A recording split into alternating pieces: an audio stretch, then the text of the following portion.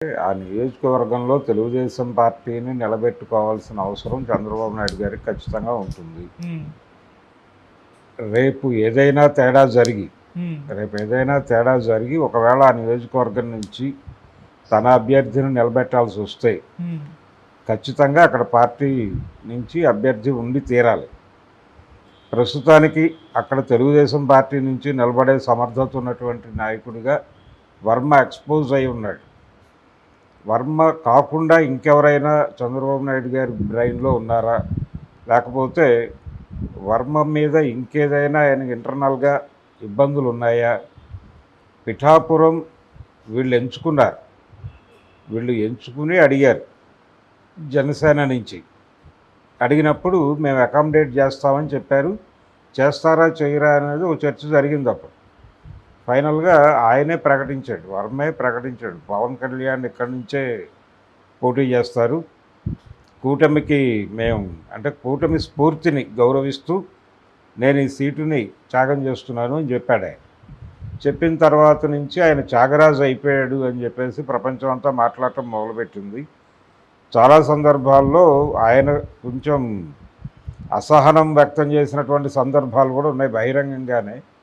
కానీ దానికి వివరణ ఇచ్చుకున్నాడు. తర్వాత వివరణ ఇచ్చి అలాంటిదేం లేదు అని చెప్పి, అంటే జనరల్గా పనులు అనే విషయం మీద కొంత నేను అసహనానికి గురైన మాట వాస్తవమే. కానీ పొలిటికల్ లైన్ పట్ల నాకేమీ భేదాభిప్రాయాలు లేవు అనే పద్ధతిలో మాట్లాడాడు.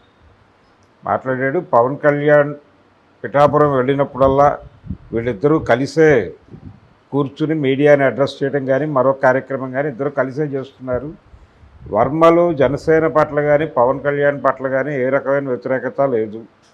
ఆయన జనసేనని బాగానే అకామిడేట్ చేస్తున్నాడు, వాళ్ళతో కలిసే ప్రయాణం చేస్తున్నాడు అనేది ఇప్పటివరకు కనిపిస్తున్నటువంటి పిక్చర్. ఎమ్మెల్సీ ఇవ్వాలి అని కూడా అతను అడిగినట్టుగా ఎక్కడా లేదు. అంటే ఇప్పుడు ఎమ్మెల్సీ తీసేసుకుంటే రేపు వచ్చే ఎన్నికల్లో మళ్ళీ ఆయన కంటెస్ట్ చేయాల్సి వస్తాయి. ఒకవేళ పవన్ కళ్యాణ్ పిఠాపురం నుంచి షిఫ్ట్ అయితే, ఇంకేదైనా జరిగితే తెలుగుదేశం పార్టీ కంటెస్ట్ చేయాల్సి వస్తాయి. అప్పుడు వర్మ ఎమ్మెల్సీకి రిజైన్ చేయాల్సి ఉంటుంది. ఒకవేళ ఆ ఉద్దేశంతో వర్మను అలా రిజర్వ్ చేసి ఉంచారా అనేది ఒక డౌట్. అందుకని ఎమ్మెల్సీగా ఎమ్మెల్సీ చేయటం వలన ఆయన కొత్తగా ఒరిగేది కూడా ఏమీ లేదు. కాకపోతే ఆయన కూడా అమరావతి సమావేశాలకు వెళుతూ ఉంటాడు అంతే. అంతకు మించి యాక్చువల్గా ఎమ్మెల్యే కావాల్సిన వ్యక్తి ఆయన. ఇంకేదైనా పదవిలో అకామిడేట్ చేస్తే పార్టీకి సంబంధించో, లేకపోతే వర్మ న్యూస్ ఎందుకు అవుతున్నాడు అంటే పవన్ కళ్యాణ్కి ఆ సీటు త్యాగం చేశాడు కాబట్టి ఆయన జీవితం త్యాగరాజుగా మిగిలిపోతుందా అనేది ప్రపంచం అంతా మాట్లాడుతోంది. కానీ ఆయన ఇంకేదైనా పార్టీ నుంచి లబ్ధి పొందుతూ ఉండుండొచ్చు, అది ప్రపంచానికి తెలిసి ఉండకపోవచ్చు. ఎందుకు మౌనంగా ఉంటున్నాడు అనేది కూడా చూడాలి. ఆయన ఏమీ అంత మౌనంగా ఉండే మనిషేం కాదు, మౌనమునేం కాదు. మాట్లాడటం తెలిసినవాడు, యాక్టివ్ పర్సను.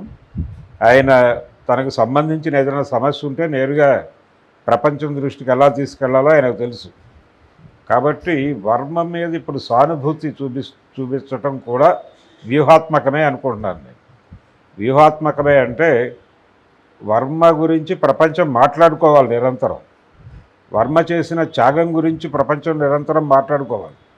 అలా లైవ్లో ఉండాలి అతను. అలా లైవ్లో ఉంటూ నియోజకవర్గాన్ని కాపాడుకుంటూ ఏ క్షణమైనా రాకూడని పరిస్థితి వస్తే తిరిగి తెలుగుదేశం జెండాను అక్కడ ఎగరేసేటువంటి బాధ్యత ఏదో అతని మీద మోపి ఆ మేరకు జరుగుతోంది. అంతే తప్ప చంద్రబాబు నాయుడు ఇంటెన్షనల్గా మనసులో ఏదైనా ఉండి, లేదు వేరే ఎవరికైనా అకామిడేట్ చేద్దాం, వర్మని నెమ్మదిగా పక్కకు తప్పించి ఇలాంటి స్కీమ్స్ ఏవైనా ఉంటే తప్ప సాధ్యం కాదు. ప్రస్తుతానికి చంద్రబాబు నాయుడు గారి దగ్గర అక్కడ ఇంకో ఆప్షన్ ఉందని కూడా అనుకోలేదు. ఎందుకంటే నెక్స్ట్ టైం కూడా నేను ఇక్కడి నుంచే కంటెస్ట్ చేస్తానని పవన్ కళ్యాణ్ అంటే అప్పుడు కూడా ఓర్పుగా భరించేటువంటి ఒక వ్యక్తి కావాలి. ఇప్పుడు ఎవరినో అక్కడ రైజ్ చేసి మళ్ళీ వాళ్ళు రేపు పొద్దున అందక ఇంకొక త్యాగరాజు సిద్ధమైపోయే పరిస్థితి. ఆ తలకాయ నొప్పి కంటే కూడా వర్మని మెయింటైన్ చేయటమే తేలిక.